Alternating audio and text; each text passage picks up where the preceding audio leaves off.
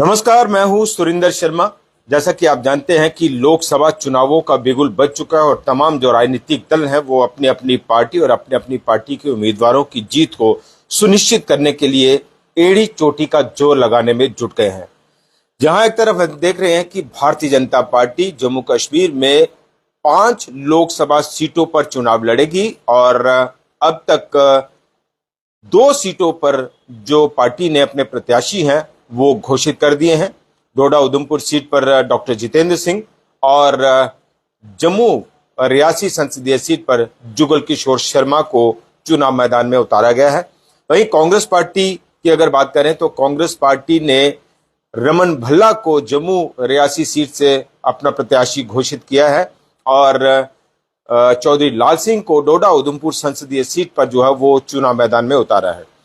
यहां हम देखें, अगर कंपैरिजन थोड़ा करने की कोशिश करें तो एक तरफ हम देख रहे हैं कि भारतीय जनता पार्टी के जो स्टार कैंपेनर हैं उसकी लिस्ट जैसे सामने आई है। कई सारे दिग्गज नेता, खुद प्रधानमंत्री नरेंद्र मोदी, अमित शाह, राजनाथ सिंह, अनुराग ठाकुर और तमाम जो बड़े बड़े चेहरे हैं वो भारतीय जनता पार्टी के अपने प्रत्याशियों की जीत को सुनिश्चित करने के लिए यहाँ हुंकार भरेंगे और रैलियां करेंगे, लोगों को संबोधित करेंगे। अपनी जो सरकार की उपलब्धियां हैं, मोदी सरकार के 10 सालों का जो कार्यकाल है वो कैसा रहा और खास तौर पर जम्मू कश्मीर को लेकर मोदी सरकार ने क्या कुछ फैसले लिए उस पर जो है वो वोट बटोरने की कोशिश करेंगे। और इनमें सबसे बड़ा जो मुद्दा है धारा 370, चूंकि प्रधानमंत्री ने जब जम्मू में रैली की थी तो उस रैली से लग गया था कि 370 पर जो है वो बीजेपी एक बड़ा दांव खेल रही है। और आपको याद होगा कि प्रधानमंत्री नरेंद्र मोदी ने यह कहा कि 370 मोदी सरकार ने तोड़ा है और बीजेपी को 370 सीटें जो है मिलनी ही चाहिए और एनडीए 400 पार। अब बात आती है कांग्रेस पर कि कांग्रेस क्या जम्मू कश्मीर में कोई बड़ा कमाल कर पाएगी। कांग्रेस ने अपने 2 प्रत्याशी जो है वो उनका ऐलान कर दिया है, रमन भल्ला और चौधरी लाल सिंह। और इसको लेकर अब कांग्रेस जो है वो पूरी तरह से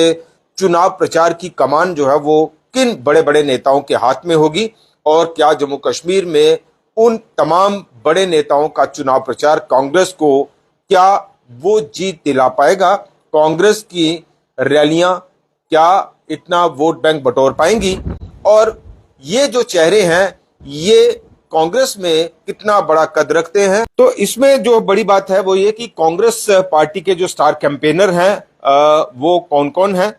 वो भी हम आपको बताते हैं। खुद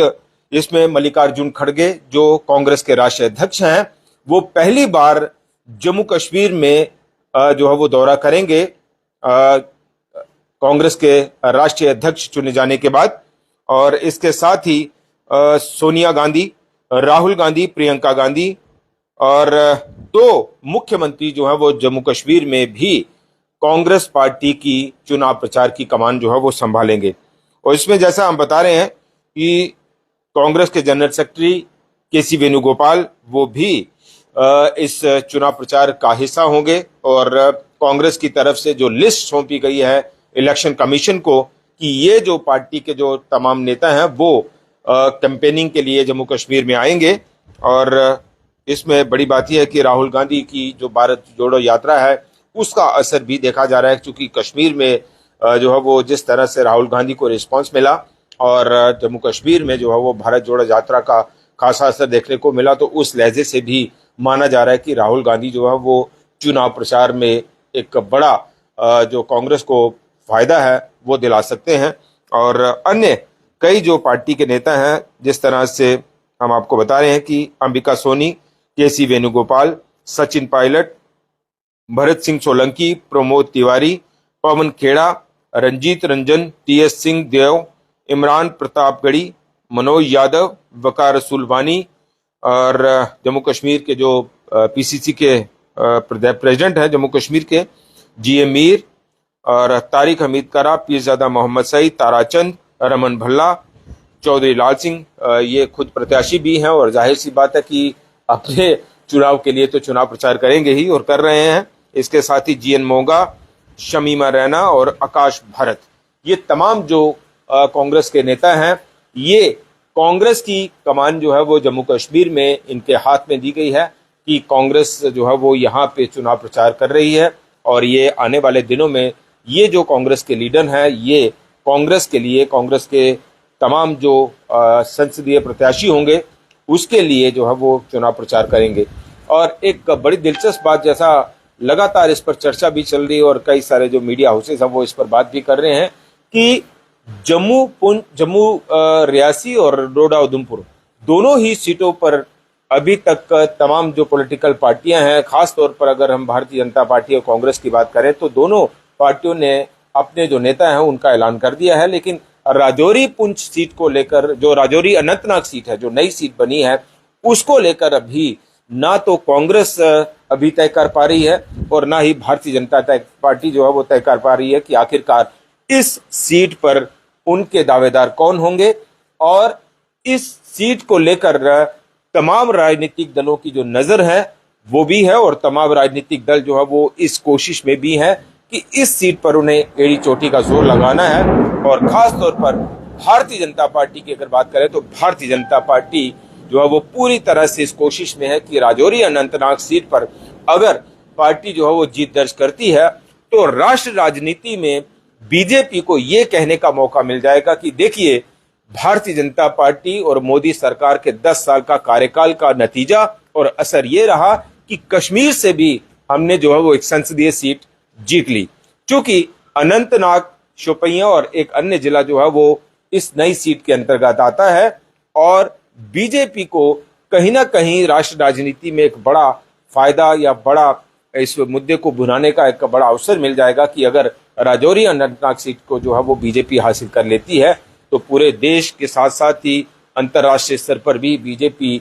ये मौका जो है वो अपने हाथ पे ले लेगी कि देखिए, बीजेपी जिसको कहीं कश्मीर में नकारा जाता था या ये कहा जाता था कि बीजेपी का कश्मीर में कोई वजूद नहीं है, तो बीजेपी ने कश्मीर से भी संसदीय सीट जीत ली। तो इसलिए भारतीय जनता पार्टी का पूरा फोकस जो है वो राजौरी अनंतनाग सीट पर है। और ये भी माना जा रहा है कि राजौरी अनंतनाग सीट पर इस संसदीय क्षेत्र में खुद प्रधानमंत्री नरेंद्र मोदी की भी रैली हो सकती है और इसको लेकर तमाम जो पार्टी के जो स्टार कैंपेनर्स हैं उनको भी राजौरी अनंतनाग सीट पर जो है वो लाया जा सकता है चुनाव प्रचार के लिए। फिलहाल इस सीट पर दोनों ही पार्टियां, कांग्रेस और भारतीय जनता पार्टी के उम्मीदवार या दावेदार कौन होंगे, इसको लेकर अभी कोई भी पार्टी अपने पत्ते नहीं खोल रही। या तो इस बात का इंतजार किया जा रहा है कि बीजेपी इस सीट से किस दावेदार को सामने लाती है और उसके मुकाबले में फिर दूसरी पार्टियां तय करें कि किस उम्मीदवार या दावेदार को भारतीय जनता पार्टी के उम्मीदवार के मुकाबले में राजौरी अनंतनाग सीट पर खड़ा किया जाए। तो फिलहाल इस सीट पर तस्वीर अभी साफ नहीं हो पा रही, असमंजस जो है वो बरकरार है। दूसरी तरफ कांग्रेस जो है वो बड़ा सवाल ये है कि ये जो कैंपेनर्स हैं, स्टार कैंपेनर्स हैं कांग्रेस पार्टी के, क्या इन कैंपेनर्स के दम पर कांग्रेस पार्टी जम्मू कश्मीर में संसदीय चुनाव में कोई कमाल कर पाएगी या फिर मोदी सरकार के तमाम जो स्टार कैंपेनर्स हैं वो भारतीय जनता पार्टी के प्रत्याशियों को जीत दिलाने में कामयाब होंगे। ये देखना बड़ा दिलचस्प होगा और ये तय करना आम जनता जनार्दन के हाथ में है कि लोग किस पार्टी और किस पार्टी के नेताओं को अपना रिप्रेजेंटेटिव बनाते हैं और संसद में जाने का मौका देते हैं। फिलहाल इतना ही। नमस्कार।